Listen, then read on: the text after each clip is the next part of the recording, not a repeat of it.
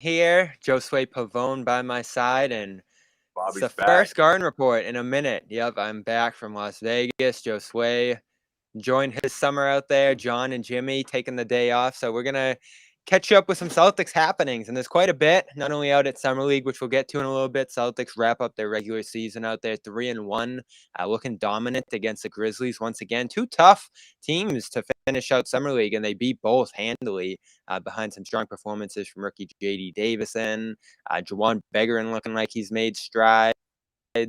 Justin Jackson joined the team for these last two and dominating. So a pretty good Summer League squad out there in Vegas once again, even though there weren't many high-profile roster players on the team this year. Injuries as well. Matt Ryan, Sam Hauser not playing these last two. So impressive stuff all around. I thought Ben Sullivan did a good job coaching the team, but we'll get to all of that. The big implications on the Celtics are the two offseason moves that look like they're going to be the brunt of what the Celtics are doing this offseason.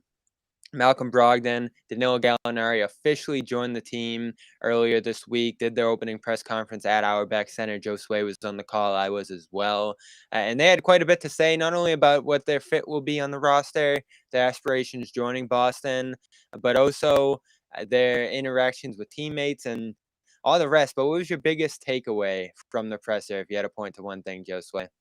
At the point of one thing, I guess the overall focus, Bobby. You know, the fact that there's the goal is to win a championship. You know, the talk about Marcus Smart and how those two are going to work things out in the backcourt between him and Brogdon. I just think Malcolm said all the right things in the sense of he's here to add and not to disrupt what's been going on. And I thought what Brad Stevens had to say was pretty telling too as well when he was asked about future signings and having that flexibility, having the okay from the higher ups, but he's not going to try to add by what was the exact quote? Was it adding by subtraction or something to that effect? Yeah, he's not. He's only going to look to add, not take away from the group. I thought that was a perfect way to put it because when you look at the deals he's pulled off, or the one deal in particular, along with the signing, I think he addressed a lot of those concerns that we saw throughout the course of the NBA Finals, and that's secondary production, right? Scoring. Someone that can distribute as well, like Malcolm Brogdon. Defense, I mean, he does check those boxes. And someone who can score on his own, put the ball on the floor, and produce off the bench. And Danilo Gallinari, a veteran, another case of someone who hasn't played for a championship or hasn't been in that situation in quite some time, and now they are. So I think that you walk away from that press conference feeling pretty good about the Celtics as a core. I don't know if Brad's going to add another piece that would fill out Ime's rotation, but I do think moving forward that this is a good core, a good place to start for this. If you're the Celtics, I mean, you can't ask for a much better offseason than this. Yeah, and Brogdon did discuss a lot of the questions about his role. It does sound like he's going to come off the bench, which I pretty much assumed. I talked to Ime out at Summer League as well, and he essentially pointed to his starters being the same as last year. So I don't think that's a huge surprise either. It was such a dominant group last year that I don't think you want to break that up, mess with the chemistry of the group. And as Steven said, when he talks about taking away, I think that means from a chemistry perspective as well as from a roster standpoint. Obviously, they haven't given up any of their rotation players to make these improvements. But Brogdon did sound okay with that role, coming here, sacrificing a little bit personally to win. He said they're all going to have to sacrifice, and he hasn't come off the bench in an NBA game since 2018. So it's been quite a while that he's had the starting front line role on a team, running pick and roll, basically with the ball in his hands quite a bit there in Indiana. And he talked about how it didn't go that well. They were competing in Milwaukee, but outside of that 1 year that they made the playoffs there with the Pacers, that they looked like contenders in the bubble, this hasn't been a good Pacers team that he's been on. So that certainly changed his mindset here. But I do still wonder how it's going to go between those two, Malcolm Brogdon and Marcus Smart. They're both going to play together quite a bit. I assume that backcourt's going to be their closing backcourt, and he and Smart are a better fit together because Brogdon can shoot. I think the trouble with White and Smart was that both of those guys were really streaky shooters. Brogdon can get off the ball and is one of the more effective catch and shoot three guys in the league. So that's what works good about this one. I just wonder if it's going to become trouble if, say, Smart's struggling from the field for an extended stretch, or he's kind of in a rut and people start clamoring for Brogdon to start, and there's a little bit of butting heads there. And the thing I still go back, Bobby, though. You know that. yeah, but it's different this time because you have a surefire starter off the bench here in Brogdon. White, I guess you could say, had some starting pedigree, but it wasn't really to the point where people were going to be clamoring for him to start, especially when he started struggling himself. This one, though, is different in that the characterization that someone made to Woj, I don't know who it was, but Bontemps followed it up too, is that this was their attempt to get a true playmaking, real point guard, whatever you want to call it. I still find that so interesting because if he's coming off the bench or if he's sort of off the ball, I don't know how he's going to impact the team in that way. There's some ways that he can help the offense, certainly here. But when you say we're going to get this true playmaking guard, you would think that he's going to be in a big role. Right. And I think that's exactly what this is, though, right? I mean, whether he's finishing games or whether he's averaging 32, 30, he's going to be averaging starters minutes, right? And I think that just makes the Celtics a much tougher team, especially on the defensive end, especially if he's closing out games or in games where he's hot and you want to keep him on the floor. Ime's got plenty of flexibility here with someone like Brogdon, and he's not going to let you down on the defensive end. So I think it's huge. I think it's clearly the biggest move Brad's made this offseason. And I also think that, you also have to keep your options open in the sense that maybe there's a window where he misses a lot of games, So I think there's going to be something to keep an eye on. It's been the pattern of his career, but having those two guys to master that or to be the head guys of leading a team, leading the offense, I think it's good. I really do. I mean, people can say what they want about Marcus and what happened this past season, but I don't think anyone can say that he didn't at least overachieve or at least surprise most people by that run. People can say what they want about Tatum and Brown, but Marcus Smart was really important in that postseason run. I think in the NBA Finals, things dropped. The production dropped, consistency dropped for sure. However, overall, he made humongous strides in his very first year as the starting point guard, and I think there's a lot to be said that should be said about that because I think he's going to build on that. This isn't the end. I still think Marcus Smart will continue to get better at that point guard position. And someone like Brogdon adding that pressure, and I don't mean the pressure of, you're going to lose your job to this guy if you don't keep it together. No, I mean, he'll be able to apply that pressure throughout the course of this entire season, this upcoming season, because he's a guy who's going to give you tough defense in practice. He's also someone that's going to make you better in the sense of his veteran background. And also, they sort of cut from the same cloth, right? They sort of had that same chip on their shoulder, trying to prove everyone wrong or going out there and having that same two-way style where someone like Brogdon does have a bit of an advantage on the offensive end, but Marcus Smart is still the defensive player of the year. So I love it. I really do. But having both of these guys on the same roster, man, it's huge if you're Ime Udoka. And I think it's perfect for for his philosophy and for what he believes in. Yeah, it's hard to hate it. You don't give up much. The pick's the pick. We've talked about picks for 3 years now on this show. So you didn't give up much, and you add, and it seems like these guys are going to slide right into their roles comfortably. Brogdon saying he's going to try to push Smart, but he's looking to add and not shake the boat on a team that's already worked, as he said in the opening presser here. And Jay King did catch up with Smart. We haven't heard a ton from through this whole process, but he does tell The Athletic that he loved the deal, adding 2 veteran guys who can feed off each other, who can rotate and help the team in multiple ways. I think it's going to fit perfect. No one of us will have all the pressure of running the team. We're doing this together. So a complimentary piece in Brogdon coming in. Right. I just wonder if he plays really well, if Smart's struggling, what becomes of that? That's where I think it gets a little tricky because you do effectively at that point have 5, 6 starting caliber players on this team. It's a really deep, interchangeable team, though. And we've talked about Horford. He can kind of be the odd man out for rest if necessary. And I think that'll be the most amicable way to handle guys moving in and out of the lineup is saying, all right, we're going to sit Al Horford down for a game and, you let him rest. And maybe at that point, Brogdon, Smart, Tatum, Brown, and Rob are going to be the starting lineup in those cases. And Brad did talk about that at the presser. He said, we want to have the ability to play smaller this year, go into some of those more versatile lineups rather than going double big as they did for most of last year, whether it was Tice or Grant or some of these other guys. In fact, they also said, if we want to swing it over to Danilo Gallinari at this point, we haven't. I was just about to say, man, you better take the words out of my mouth. And that's a guy who I think he could play some 5.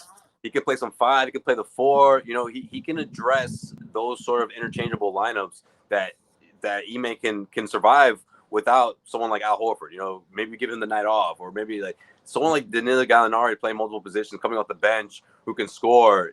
I think that's an advantage for him to use in nights like that when you want to rest Al Horford. I know The Athletic has already reported that going into next season. I believe it was Jared Weiss, who said they're planning on not having him play on the second night of back-to-back, sort of monitoring his minutes. And I think that's what you should do. You know, this was a huge, this was a deep run that the Celtics just are coming off of, and Al had a lot to do with that. He certainly racked up a lot of minutes throughout that postseason, and he was terrific. You know, I mean, he stepped his game up.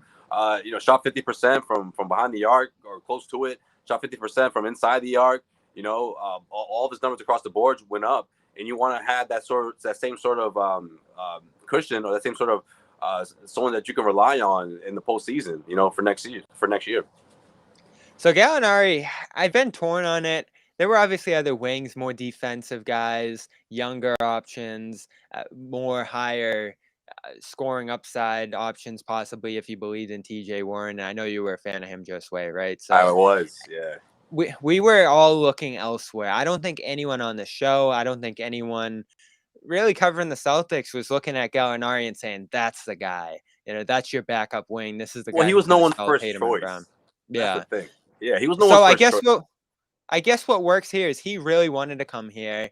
He was willing to take that mid-level. He had a bigger option in Chicago, I guess, that he turned down to come to Boston. That's well and good. And he's a shooter. So my guy, Bruce Brown, he wasn't going to bring much as a three-point option, as spacing, or things that were going to help Tatum and Brown specifically playing off of them. This guy's a phenomenal shooter. So that's what you love first and foremost, is that this guy's giving you 38, 39, 40% shooting from 3 over 14 years. It went down a little bit last year. Last year was probably his most inefficient year of his career. Started to see some of his age, some of his decline.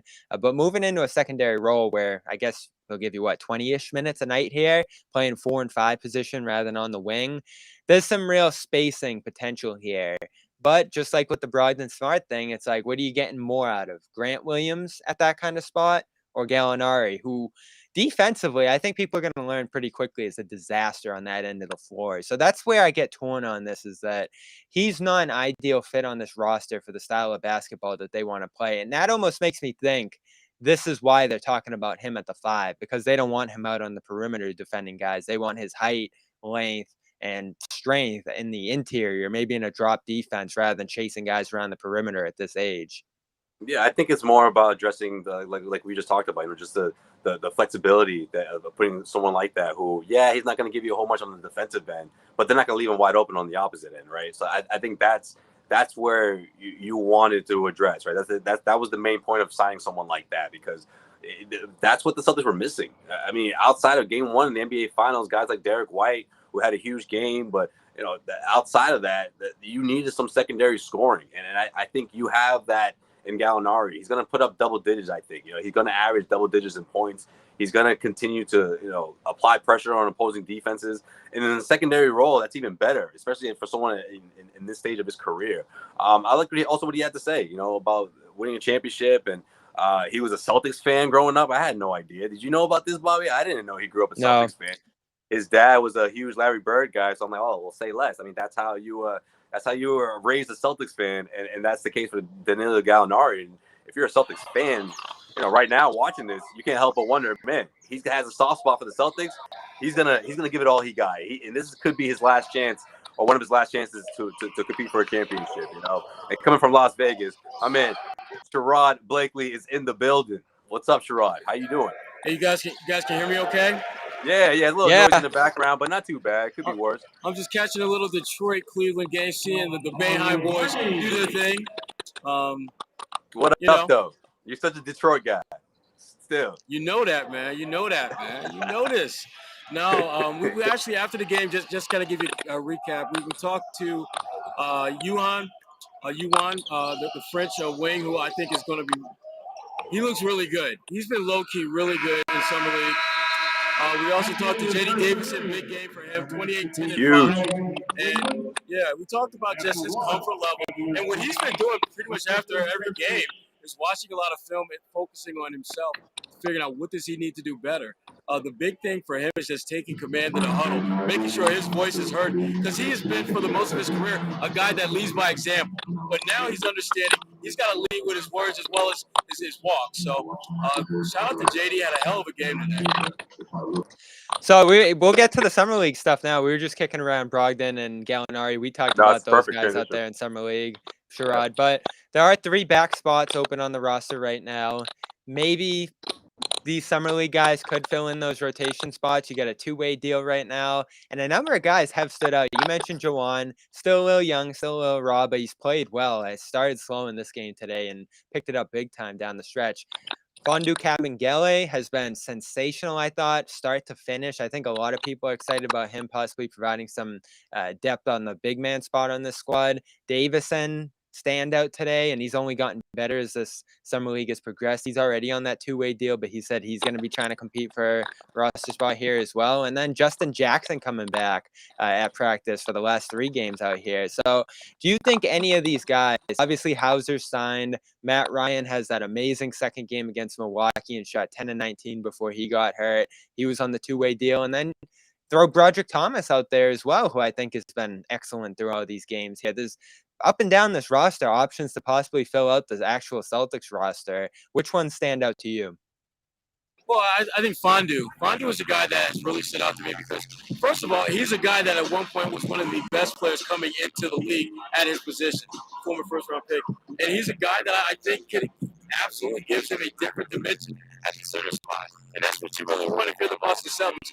You want to have as many options as possible to go in a lot of different directions. Brad Stevens talked about that when he introduced at the introductory press conference with Brogdon and Danilo about how having those guys gives him more versatility when they go small ball lineup. So I think he's looking for more of the same with any additions that they make at this point. Yeah, and I got a chance to talk to him. Definitely felt like he had a chance to fill out this roster. That's why he played Summer League with the Celtics after the Daniel Tice deal there. 7 rebounds, 7 points today, blocking shots, 3 of them here. He shoots the 3. Like, he gives you a little bit of everything that you want at that position, I feel like. Although you have Luke Cornett mixed in there as well, Sherrod, we can't neglect his name. Luke who? Luke Cornett. Brad, Ime, both talking about the trust they have in Cornett to possibly fill out that backup 5 spot. But, Bobby, did you see in the same sentence where they talked about him filling out the back, he also indicated, oh, by the way, we're probably going to have to add another big. So that's the question. Are you bringing in 2 borderline NBA bigs at this point to fill out the depth behind Rob and Al? Because Kabengele, as good as he's played here, he hasn't played a lot in the NBA yet, mostly G League. Cornett, same deal. He had that little run with the Celtics there in 2021. But neither of these guys, I think, can step into a spot start and make you feel really good about the Celtics if they're your starting center on any given night. There's still a bunch of veterans out there, Sherrod. I don't know if you like Dwight Howard or Hassan Whiteside or any of these number of guys. The choices aren't great, but these are guys who have started in the NBA. I don't want Whiteside. Give me anyone but Whiteside. He's one of the more fraudulent defensive bigs out there. He gets a lot of blocks, but what often gets lost in his game is the number of layups that guys are able to get on him all game long. I don't want him. Now, Dwight Howard, I think about it as my 3rd/4th center. Yeah, I think about it. DeMarcus Cousins is another name that you're going to hear floated out there. But I think if you're the Celtics, as much as you like what you're saying with Fondu and Williams, I think you do need to have a veteran player as that number 3 center if you're going to have a legitimate shot at going as far as you went this past season or take that next step and win a couple more games and get the chip. Yeah, and they did say they'd be willing to spend, so you wonder what TPE options could factor in there as well. You got like Maxi Kleber, Dwight Powell, Jakob Poeltl as the Spurs start to rebuild here. You don't know how many more picks I think Stevens is going to be throwing out the door because those are guys that I think will cost you future first-round pick capital to go get. Brad's good with that. All right, so that might be the way to go. Yeah, he is the 180-degree version of Danny Ainge when it comes to draft picks. Danny doesn't want to talk to you unless you're talking a couple picks coming his way. Brad's like, okay, what y'all need? late first round in 2027, okay. 2025, okay. Because Brad, to me, and again, Brad, I just get the feeling that Brad wants to win right now, and he's willing to give you whatever it takes from a first round pick perspective to do that. But he's mindful that I still need to develop young players. That's why you got guys like you want a second round pick who's probably going to be ready to play in the NBA within the next year or two. You get a guy like Jan Madar, who we haven't obviously seen with Summer League because he's not with the team. But that's Wow, another guy imagine that if he was on the team, would have been 4-0.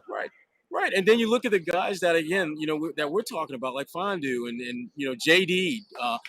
It's clear that they're balancing that need to develop young talent with the reality that we're not going to rely on those late first round picks necessarily to be that catalyst to bring about change and to elevate and develop talent. So, I mean, Brad, and I've said this before. I said this on our podcast last week, on the A-List podcast, that I think Brad, the GM, is better than Brad, the coach. And Brad, the coach, is was really good.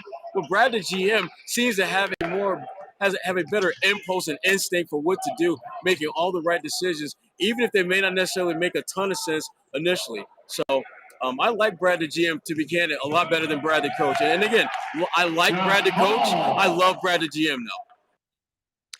Yeah, and you look at these summer league teams he's put together 2 years in a row. I don't think this one had a lot of hype coming in, but Kevin Galley, Jackson coming in, who played for the Celtics on that hardship exemption contract and looked good. The two-way guys, whether it's Thomas or Ryan. You were obviously talking to scouts who were very impressed with Ryan and looks like he could get a deal, whether it's Boston or somewhere else. So that's Stevens too, and his staff there. They're bringing in some good mid-tier, lower-tier NBA guys who are really fighting for their shot right now. We didn't mention Travion Williams either, who showed out but wasn't quite on that level of Kevin Galley. 11-11 here, though, which is nothing to scoff at. 3 assists, running full court in transition. This is obviously the guy I was most excited about coming in. I feel like he kind of lost that battle to Kevin Galley. Kevin Galley, just more experience, more defensive versatility. The shot helps as well. Williams not really a shooter, but whether it's in Boston or elsewhere, I feel like Travion really showed out here and did a lot of good things that project well toward him making the league somewhere else. I don't think it's going to be Boston at this point, just given what Kevin Galley did here and the other bigs that could get involved for that role. But it's good to see a guy with the Celtics prove his worth in this league. Well, the difference between those two guys, I think the most significant difference is that is a better impact player. Like when he's out there, he doesn't have to necessarily score. He's kind of like a poor man's version of Robert Williams as far as able to control the paint and make teams think twice about going into the paint. Whereas Travion is just a great facilitator. To me, he's more like a watered down version of Al Horford.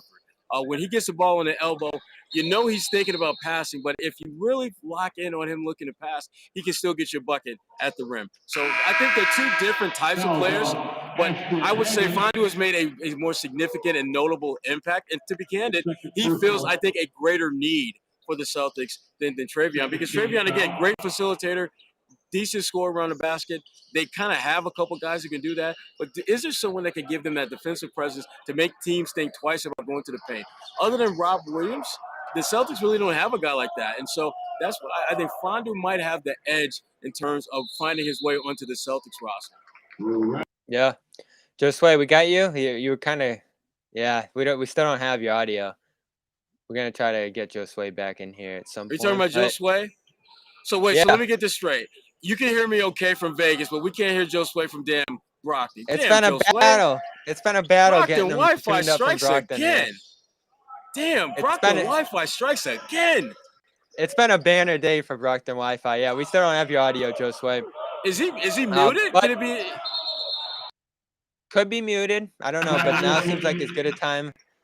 Now seems like as good a time as any. I don't know. You've been out there in Vegas, Sherrod. I don't know if you've gotten your shipment yet, but mine arrived weeks ago, and one of our newest sponsors here in the Garden Report is Athletic Greens. Good fit for the Celtics. Yes. What are you gonna say, Sherrod? I did get mine. And I've been it came shortly before I left for Vegas, so I haven't had a chance to dig into it. But man, I tell you what, the packaging is smooth, man. I mean, it's really, really good. So I'm excited to get back and jump into that. Well, I'll tell you, we both just lived that Vegas lifestyle, whether it was the food, whether it was the beverages, or just the late nights out there. And if you want to get your body back on the right track, me, my mom, bunch of family members have been trying this out daily, and it's just a great tasting tropical flavor that gets you back to your nutrients. Vitamin D, a bunch of other different supplements are in here. 75 high quality vitamins are what you're getting in Athletic Greens. It's whole food sourced ingredients, probiotics, which is good for your gut. Helps your digestive tract. There's just a lot of good stuff in here. You can go check out on their website. And again, it tastes really good. You just mix it with some water every morning. You drink it. You get some travel packs here. There's some nice, different cases, containers, bottles that you can drink it in, carry it on the go. It's just a great product. And even before I got it, people were raving about this online. They were like, "You just got Athletic Greens? I've seen that in the stores. How can I get some of that?" And they got a great offer for you. Right now, it's time to reclaim your health and arm your immune system with convenient daily nutrition with just one scoop, as I said, in your water every morning. That's it. Get you feeling right, get you energetic, and get you the nutrients you need to get through your day every day. And, get on the right course diet-wise, body-wise, nutrition-wise. It's a great place to start, along with exercise and everything else you got to do to, get in your summer shape, Sherrod. No need for millions of different pills and supplements to look out for your health. To make it easy, Athletic Greens is going to give you a free 1-year supply of immune-supporting vitamin D, 5 free travel packs with your first purchase. So they're going to make it worth your while to get in on the Athletic Green treatment. Yep. Yeah, and as I said, we just got a bunch of them. We've been enjoying them every morning. It's easy. You don't even really have to think about it. So go over to athleticgreens.com/garden, athleticgreens.com/garden to take ownership over your health and pick up the ultimate daily nutritional insurance. And, you look up that vitamin D treatment that they're going to give you there. It's expensive stuff. So to give you a 1-year supply of that, with your deal here is just an incredible deal. The travel packs, no brainer. You could have taken it out to Vegas, Sherrod, with those travel packs. So we'll get that set up for next year and for the road for this next season. Again, Absolutely. All our viewers here, you've been supporting Calm and some of our other sponsors here on the show. It's a huge help to the Garden Report, huge help to our ability to get out there to Vegas and these other road trips that cover the team. So athleticgreens.com/garden, go try it out. Great stuff. Really been enjoying it. And we'll continue with some Summer League stuff here. The headliner today, Sherrod, J.D. Davison, who I think more than anything else, his biggest concern coming to the league was his ability to get his shot off. Struggled from the field immensely in his 1 year at Alabama. And even coming into today, I believe he was shooting less than 30% from the field for the Celtics here. And he just went off, hitting 7 of his first 8 shots, getting to the basket, hitting his threes, which he didn't do incredibly well earlier in the schedule and at Alabama last year. So this is the stuff you really wanted to see for him to be able to take that next step. We knew he was a good defender. We knew he was a good passer. Could he get his shot off and score and be a threat in that area? And today he was an incredible threat, one that just took this game over from the start. Yeah, well, that was the one thing when he watched himself on film that jumped out, was that he was passing up a lot of really good shots, shots that he knows that he can make. And today was just it was a completely different story. He was aggressive. He was assertive. He made his voice heard in terms of just getting guys where they need to be. And most important, he made an impact at both ends of the floor. His defense, I thought, was a little bit better today than we saw. I thought he did a really good job of getting in the passing lanes a couple of times, making some things happen in that respect. I think he had like 3 steals. Wow. So this was an Even in all-around Summer great League. It's everywhere, man. That's how they roll in Detroit. You know this. Is that Detroit? Is that Detroit hat, Sherrod? Are you in there as a fan? No. Summer League, baby. Oh, Summer good. League. Right. That's a Pistons hat, man. Summer League, baby. Don't start trouble, Josue. Now you got your Brockton Wi-Fi back. Now you're gonna come in and start trouble. Come on, now. Vegas messed me up. Go ahead. All right, we got you. Let's get Josue in on the conversation here. I don't know how much you've caught so far, Josue, but what are you liking out of this team? Don't say that Xanax comment. I caught all of it. No, I was gonna say, I everything that Sherrod said, I think is spot on about Davison, because the thing is that the confidence I felt like was gonna come naturally, but we're not quite sure how. It's Summer League. It takes guys a couple of games to really get comfortable. But man, today I felt like the way he blew by defenders with ease, and was able to attack the paint, I thought spoke volumes. And then he wasn't overthinking in his attack, right? He's getting to the free throw line. He was not afraid to take that 3-point shot. What was he, 4 for 6? Yeah, 4 for 6 from 3.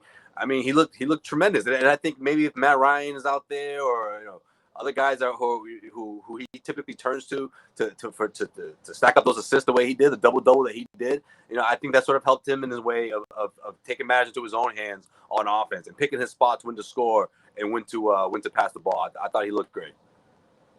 Yeah, I don't think you could have expected much better from him out here. I mean, to have this game, to lead the Summer League in assists as he now does, 31 assists in 4 games, impressive stuff there, getting on the boards. His size at that position stands out, and I think that's the biggest hope for him making it in this league, is that he does bring some high-level height and length to that position. He's blocking shots at the basket.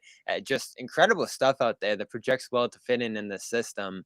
Obviously, you got the 3 guards in front of him, Foley and White, Brogdon, as well as Smart there. But if this goes well for him up in Maine, which is where I assume he's going to start, and he's killing it up there, you could see him pushing Pritchard a little bit. And I'm sure Pritchard is a guy who has some value around the league, who wants to get minutes consistently now in this role. Not going to get many, it feels like, with White being in that 3rd slot off the bench, the secondary point guard. So if Davison shines right away, and he's still super young, super raw, has a long way to go in terms of developing his offense, you could see that making Pritchard, I think, a little more expendable if it goes well for Davison up in Maine right away. And I'd love for him to have Kabengele up there too, because those two were connecting on lobs. The amount of lobs that Davison was throwing to him and Williams throughout the schedule here was super fun to watch, super encouraging. Again, I don't think you could have expected better from Davison here in his first Summer League at this age. Yeah, I mean, the thing about JD is that he had a great game. No one's taking that away from him, but it's going to take him time. It's going to take him time to develop consistency that you're going to absolutely have to have in a point guard. But this was a definite step in the right direction. Again, I love the fact that he was confident not only in his play, but also in his verbal command of the game. That's something that because him and I, we talked about that. He is someone who typically likes to lead by example, but knows that he can't do that at that position at this level. He has to be more of a verbal communicator, and I think he's getting comfortable doing that. But bottom line is this: he has to continue to make an impact, and he has to figure out how to do that in a positive way more times than not. That's a work in progress, but certainly this was a really good sign of what he was able to do today. You think he could fit in this year? It's all about how you respond to the G.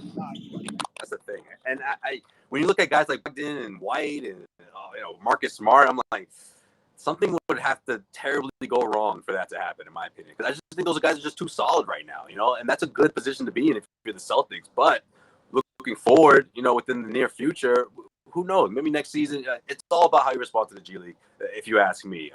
And not to get Celtics fans crazy excited or wondering, man, is he going to be the next, whatever, but he did remind me a little bit of a young Terry Rozier. And now, look, Terry Rozier, in my opinion, the G League, that Scary Terry year, that was all because of those reps in the G League. Now, this is best case scenario, right? But I couldn't help but wonder if maybe Davison has the same sort of year. But the biggest difference, I think, between 2018 and 2022 is there wasn't that much opportunity. I mean, there isn't that much opportunity right now. Yeah, right now compared to what the situation was in 2018. I mean, the starting point guard and Kyrie Irving went down at that time, right? So it obviously opened the door for more minutes for someone like Terry Rozier. And then once he got comfortable in the NBA, he became Scary Terry, and you guys know how that story ended. But I couldn't help but think of Terry watching Davison, and then looking ahead into wondering how he's going to perform, in the G League. But again, this is a completely different scenario in what the Celtics are, and where the organization is right now. Yeah, and at the very least, you're restocking the low-end prospect end of your roster here, and actually have some prospects that are worth putting some time into here, behind the scenes, to develop, to be future pieces for this team. If you're not going to have first-round picks, and certainly Brad has traded 3 at this point, this is the stuff we've talked about. You got to find these diamonds in the rough late in the second round. There's more talent than ever. You get a guy like Williams, be a great prospect if you could keep him around in Maine, possibly. I'm not counting on it, but these guys that they've brought in here to Summer League, they look like real rock solid prospects outside Jackson, who's a little bit older and has been around at this point. These are guys you want to keep. These are guys you want to develop. These are guys that you want to play out, maybe even a full season in Maine. I don't think any Celtics have had the opportunity to play out like a full year in Maine, really, because of the fact that the pandemic shut down year one of 2020 under Brad there. And then you had year two, where you were going to have to mix in some of these guys, the two-way guys with the roster the whole time because COVID was floating around and you needed those emergency roster options. And other guys just kind of dipped their toe up there, whether it was Sam Hauser or whoever else. Like, I feel like the max guys, the amount of games that any of the guys have played up there have been like 13, 14, 15 over recent seasons here. So for a guy like JD, for a guy like Cabangeli maybe, or, anybody on this roster here to be able to play and gel together over the course of a full Main season, that's excellent. I mean, we talk about how great it is to have a stable roster at the NBA level, which the Celtics seem to finally have here. That allows you to develop behind the scenes too, and the best teams have done that. Golden State, Gary Payton, you've seen these other teams at the top of this game develop. Simons in Portland, some of these other guys, they've come up through their systems and they've become great players by developing behind the scenes and then eventually breaking through. So that's how you sustain success here if you're Boston. Yeah, I mean that's certainly when you look at the moves that Brad is making and you look at the moves that Brad is not making. That seems to be the plan, to find non-traditional ways to develop your talent and not rely on just those late first-round picks. I don't know how much you guys talked about Yuan. I was excited to. I think he's got this. I think he's right on the cusp of it. To me, it's a coin toss as to whether you should bring him over now or let him stay over another year. Because athletically speaking, he may, if he were on the roster right now, he might be the most athletic player. I mean, you think about Jaylen Brown, who has off the charts athleticism. He's not that far away from an athleticism standpoint to where Jaylen was when he came into the league. And you could potentially make a case that he might be more athletic because he's got a little bit more muscle and build on him than Jaylen did when he came into the league. So, and again, when you look at their roster, there's a void behind Jaylen and Jason at that wing position. Justin Jackson, who I think the Celtics, they might want to think about that one because he's built really, really good. But Yuan is another guy that, again, when you talk about developing your talent, I remember watching him play last year in Summer League. And where he's at now, light years ahead of where he was last summer. And he talked a little bit about that, about just frankly just having a better sense of what to expect and how to perform and just being more confident. And again, that's a guy that if you're the Celtics, you got to think long and hard about whether now is the right time to bring him over. I think you should probably keep him over there one more year and possibly bring Justin Jackson in. But again, Brad, I can't really question Brad at this point because he's been rolling 7-11s damn near every decision he's made with this roster.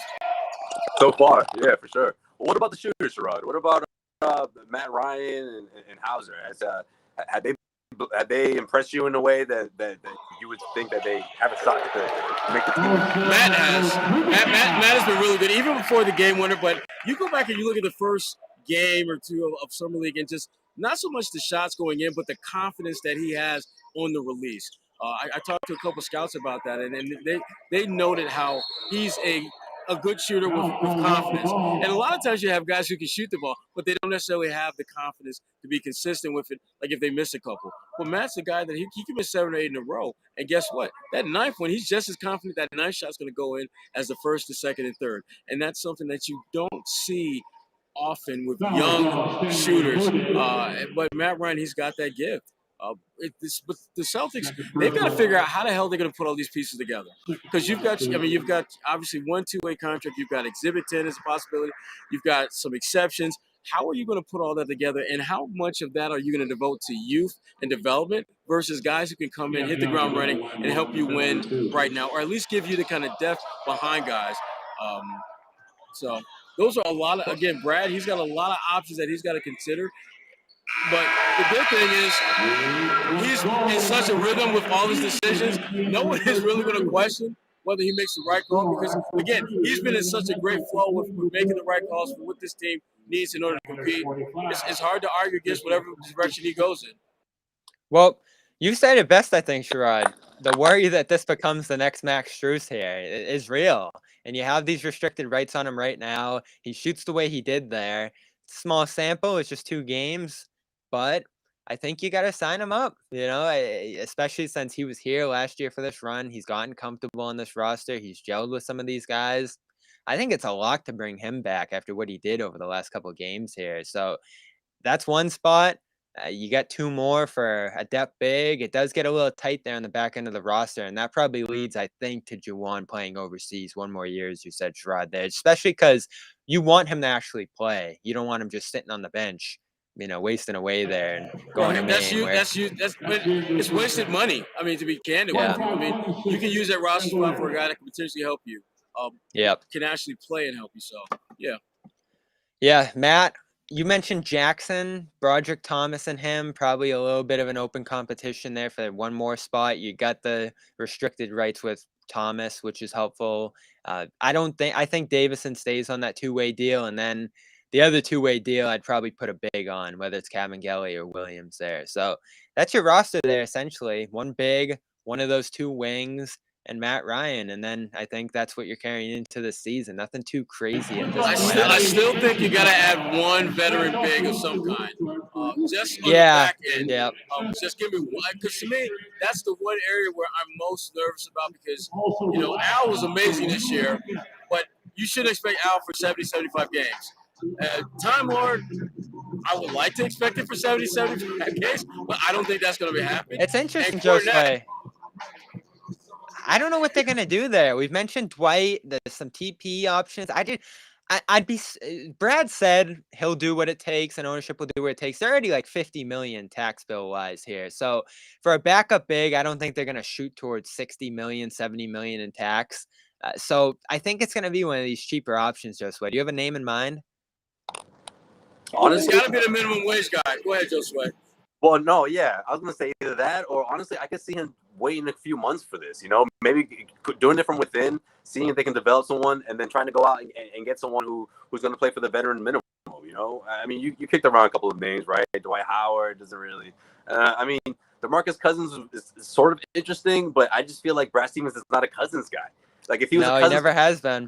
It would have happened a long, long, long time ago. Like, so why would he do it now? So there's no name that really strikes out to me because I just feel like this rotation is set the way it is. And obviously there's going to be bumps along the road, but I think they'll be able to try to address that, along the way with one of the other TPEs or just for signing someone, for the veteran minimum. I think that's the way that they'll probably start the season at least, and then go from there. So there's the back end of the roster. Celtics 3-1 in Summer League. They'll play 1 more, I believe, on Saturday, right, Sherrod? It's not going to be the championship, I don't think, because their differential wasn't high enough, but they were one of the better teams out here in Summer League. So we'll see who they end up playing.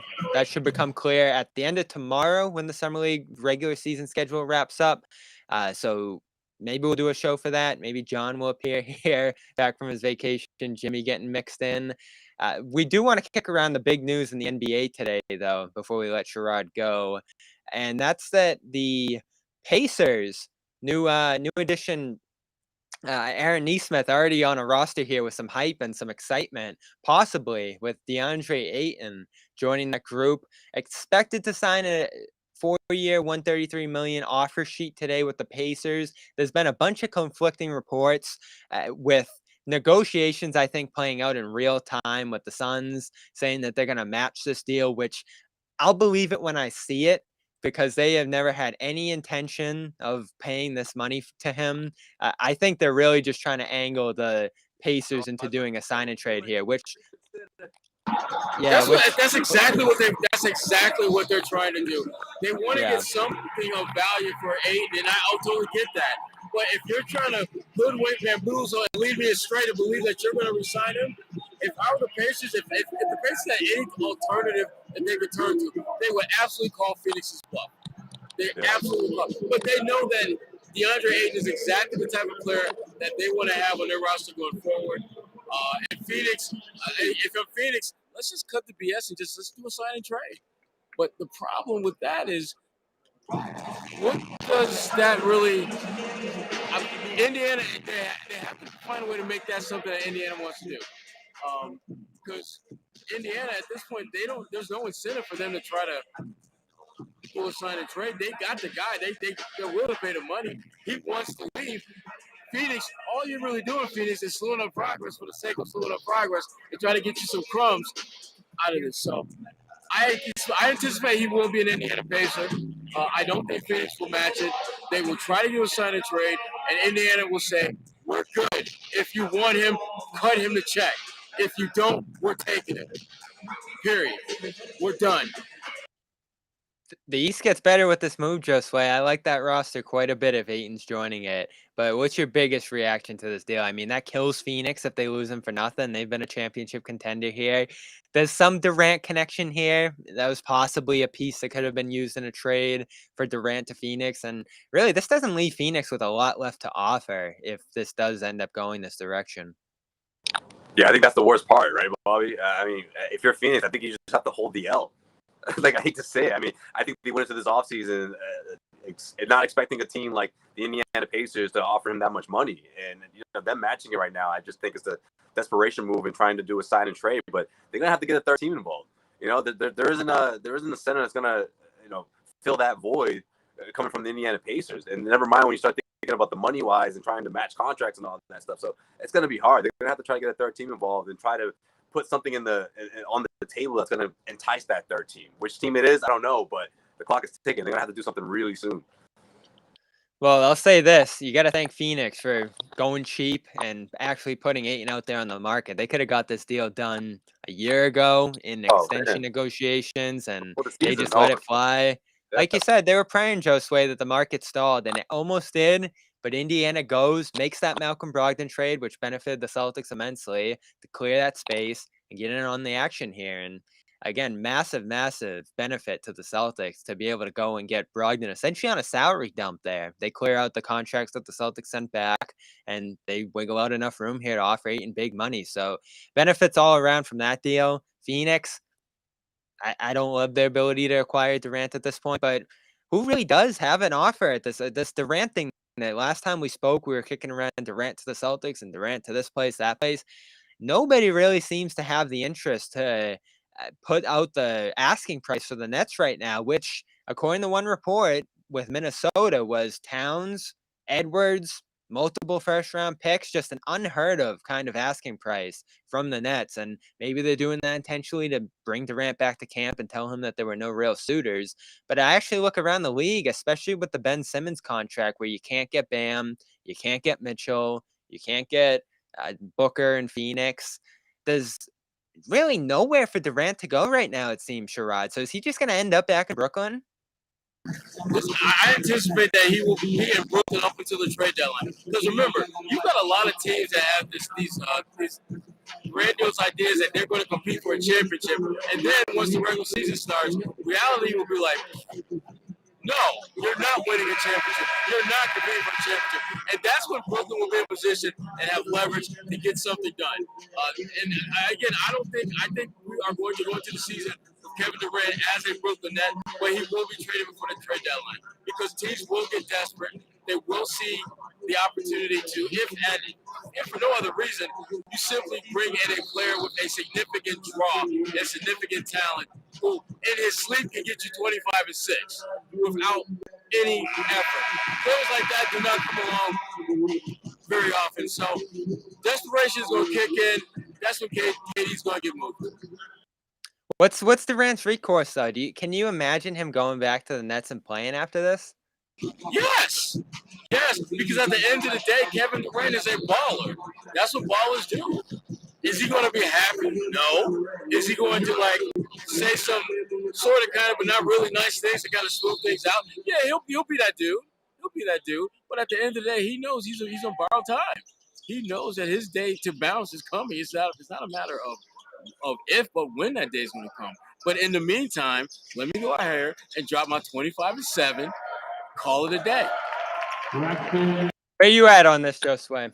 I think if that happens, Sherrod, he's going to be dropping like 35, 36 for the first month of the season. Like I think he's going to be out for blood because of the narrative and because of what people are saying about it, and because, quite frankly, he may be a little embarrassed. He probably thought that this was going to happen one way or another, and if it's not happening, like Sherrod said, I think he's just going to ball out. He's not going to be the type of player who's going to sit out and sulk and wait for his organization to find him a team. He's going to play. He's going to compete, and maybe if you're the Brooklyn Nets, you're hoping that he ends up sticking around for at least another year and trying to compete and try to get back into it. I mean, I think when the report initially came out, I wasn't surprised, but then after a week or so, I'm like, wait a minute. Like, why not just run it back and just see what you got there first, right? I mean, look, getting swept. They're not going to have a choice but to do that, I think, at the end of the day. Getting swept in the first round obviously isn't ideal, but you think about all the games that Kyrie missed, and maybe that doesn't happen again, but is this relationship too fractured at this point? I wouldn't say that. It's still too early, but he did ask for a trade, so that's not going to – it's gonna be a little awkward at first, but maybe he sticks around for first 2-3 months of the season, and if they find some momentum, they're gonna try to put guys around him, try to make him as happy as possible. If you're the Brooklyn Nets, you have to. But here's the problem, though. If let's say they get off to a great start and he's balling out, they've got the best record in the NBA. How is that going? Now, obviously, your asking price would be significantly higher for a trade, but your fan base is going to be looking at you like, wait a minute, isn't this what we signed up for? For him to be balling out right here, getting us wins? Well, there's a Kyrie aspect to this too. Contracts, 4 years. Right. Yeah, and we signed you long term. I mean, why are we trying to get rid of a guy that's winning games for us? Because if that guy don't want to be there, at some point, he may very well, Josue's point, ball out. But if they're not like making what he believes sincere efforts to move him, he just might, Hammy feeling a little tight today. The tough part of this is we still don't really know. We still don't really know why he wants out. Is it because of the way they treated Kyrie? Is it because he's done with Kyrie or done with the situation there as a whole? Like, that's the hardest part to parse out, because if he was standing up for Kyrie, maybe there's still a desire to play with him there for now and just see what happens over the course of the year. If he wants to move on from Kyrie, then they're going to have to figure out what they're going to do with him here, because the Lakers apparently don't want to give up these picks that it would take to do some sort of Russ Kyrie swap, which I don't think is realistic anyway, because I think Durant doesn't have a running mate there in Brooklyn. And it doesn't really seem like there's a Kyrie trade to be had elsewhere, even less so than Durant. So they're stuck, and I don't love the idea of them running it back, especially when we don't know what Ben Simmons is going to provide. And Steve Nash, is he going to be able to coach and connect all these personalities? Didn't do a great job with it last year. Just sounds like a mess to me. You can look at this roster on paper again, as we've done for 3-4 years in a row at this point, and say, this is great. Like, they just run this back, it's going to go awesome. But there's always been something that gets in the way of that. And I don't know what to expect next. Is Kyrie going to hold out for a contract? Is Durant going to say, I requested a trade, I'm not showing up? Who knows what's going to happen here, but I don't think any of it leads to the Nets getting back on their feet and looking good with this core again. I think this is done. Well, I mean, one of the guys that was sort of kind of in their core, who I just think they completely fumbled the bag on taking care of, was Bobby Brown. Not Bobby Brown. What's our guy named from Bruce Brown? Bruce Brown. The other B Brown. Bruce Brown. You look at it. Yeah, jumping around. Bruce Brown's just jumping around right now with the new deal he got in Denver. Yeah. I mean, he to me, Bruce left so much money on the table by going to Denver, and that to me says he wanted badly out of Brooklyn, where he was willing to leave way more money on the table just to go out somewhere, prove his value again in a different setting, and get the bag next summer. Yeah, Brooklyn's in trouble, man. I mean, if they run it back, I don't see that team coming together. Even if they get Joe Harris back, who I think will help them from a spacing standpoint. But they got problems, man. They got real big problems. Not having Joe Harris was on the top of their list of problems for a while. Now it's like 7th on the list. It's like they've come along. Like, man, like that used to be a problem. I love the Lakers intersection of this too, because right now feels like the whole hope of the Lakers organization is swapping out Russ for Kyrie and praying that Kyrie and LeBron rekindle some old magic there. And for some reason, and this I find so perplexing because I actually think that's a good idea. And now all of a sudden the Lakers are saying, we got to protect these picks. We're not giving up our future picks to get this done. And it blows my mind because you're 1 year away from LeBron's free agency. This is boom or bust this season. And you're going to risk that by bringing back Russ and praying to the heavens that works better, because I don't think that worked 1% at all last year. It was an absolute disaster, and I don't think age 1 extra year is going to make it any better with Westbrook there. And you got this new coach in Darvin Ham, who I know you're close with, Sherrod. Like, he's trying to piece this together and make it work, but it didn't go that well for Frank Vogel, who I know is the scapegoat of last year, but he tried. He was saying all the same things Ham's been saying about how they're going to use Westbrook, and I just don't see it going well out there. They just got to pray that they can actually put those picks on the table and go get Kyrie, like it seems like LeBron wants. They weren't sitting together at Summer League. I don't know how much you read into that, but couldn't have gone worse for Westbrook last year. I don't see it going any better next year, even with a new coach. Well, it's going to be really difficult and tricky for them to figure this out in the way the Lakers, and it makes sense. But I will say this about Darvin Ham. Darvin Ham will never be confused with Frank Vogel. Will never, ever, ever be confused. Darvin Ham, when you talk about, like, NBA tough guys when they played, Darvin Ham was that dude. When you talk about guys who have had some, as Josue likes to put it, some of those necessary uncomfortable conversations, Darvin has had those conversations with guys like Giannis Antetokounmpo. He has had those conversations with guys who you would think that you would have to kind of defer to them. So Darvin is not going to have, I think, some of the issues some other coaches have had with, like, how to corral LeBron James and kind of get him to understand what you're doing and things like that. Now, is it going to be a smooth sailing excursion? Absolutely not. There are going to be ups and downs. But I think the bigger issue is them having a roster of guys that are actually young enough to play more than 10 minutes a game. I mean, the roster that the Lakers have put together was great if this was 5, 6, 7, 8 years ago. But that roster ain't going to beat a damn slow. I mean, we saw how they got beat by a drum by damn near everybody last year. And if you bring back all those OGs again, guess what? You are going to have the same result. Doesn't matter who the coach is. They got to get younger. And that's why the Lakers understand the importance of not going chips all in with those picks, because they are going to have to develop young talent. And frankly, Kyrie is just not worth it, because even if you have him, that's not going to necessarily put you ahead of a lot of the teams out west who are coming on. I mean, one team that hardly anyone talks about, because I'm a little surprised, is Memphis. I mean, they had the second best record in the damn West this year, so it's not like that team is going anywhere. They got a lot of contracts. They can make a play theoretically to add some experience and be significantly better. But the bottom line is the Lakers, they need to balance between working with what they got, but recognizing the need to keep some picks down the road to develop young talent.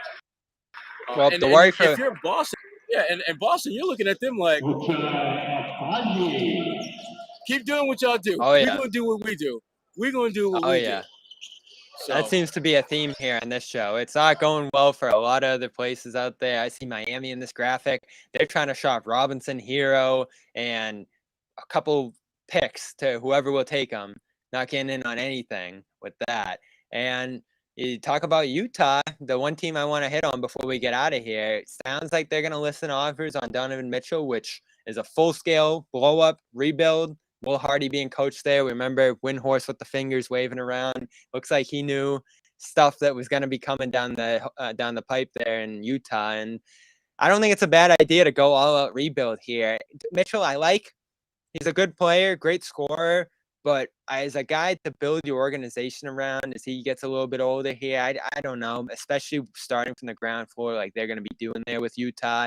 If they can go out and get multiple years of first-round picks for Donovan Mitchell, I think it's worth your while there before his value possibly decreases. He's not going to have as good of a structure around him this year. Gobert's gone, just a bunch of pieces coming back. And I don't know how quickly you can rebuild that thing around him there. So I think it makes sense to move on from Mitchell. Now, where's he going? I don't know. Sherrod, you got any good landing spots that make sense for him? Well, not really. I mean, the New York Knicks is the obvious option. They want him desperately, and, Danny Ainge will do what he can do to make that happen if it's reasonable. But if I'm Utah and I want lots and lots and lots of picks, I want to talk to OKC. Because OKC, I mean, they've got a treasure trove of picks. And when you look at the way That's a their good team name. is built right now, when you look at the way their team is built now, they've got a lot of nice young pieces. But do they have that one savvy veteran, that all-star caliber veteran in the fold? You know who Danny's asking for, though? He's going to be trying to get Chet. He'll be like, can we talk Chet? Chet, not just Chet. I mean, let me get Chet. Let me get Giddy. I mean, that's Danny. And to Danny's credit, you should ask for that. Closed mouth doesn't get fed. Oh, what's the worst going to happen? They can say, nope, we're not doing that. Okay. What time? It's going to be that kind of team with Utah. Are you high on Mitchell to Boston, Josue? Is that an option here? Is that something that the Celtics should be thinking about if he's out there? Nah, I'm not. Honestly, I'm out on that too. The way this course is set right now, I want to see what they were made of. I want to see how they respond to the NBA Finals. So, and that would shake things up in a big way. So no, I'm not crazy about that. But it'll be interesting to see where he ends up for sure. But hold on, real quick before we get out of here, Sherrod, let me ask you a question. Did you last time you spoke to, or maybe not the last time, but the significant time you spoke to Matt Ryan, did you know he was pulling on those heartstrings? Because it takes a lot to evoke the right wording to get someone that emotional, man. And I think you did a good job with that, man. But did you know I did not see that coming. I would love to say that my sources told me that if you ask this and that, you're going to get that result. That didn't happen. It didn't happen. I mean, I'm watching him play, and you know, his story is just so amazing that has even a sniff of being in the NBA. And I just asked him about that because I'm watching him ball out, and this was after I'd already talked to some scouts about him. So I knew that he was a guy, even before the game winner, that a lot of folks were talking about here. And so I just kind of asked him about that and asked him about his journey, which, again, is an amazing story. And when he paused at first, I'm thinking like, oh, he's just collected his thoughts because he's about to say something really like quote worthy. And then the pause with that, there's that awkward like 3 to 4 seconds beyond the normal pause. I'm like, oh man, he's about to get like emotional about this. Shout out to Matt Ryan though, man. He gets props for that. Just being authentic, man. That's what he was feeling. And we always want players to just be real, be authentic, and he was. And I know one scout reached out to me after that, and he was actually more impressed with him after seeing that video than he was before. And his text was just like ...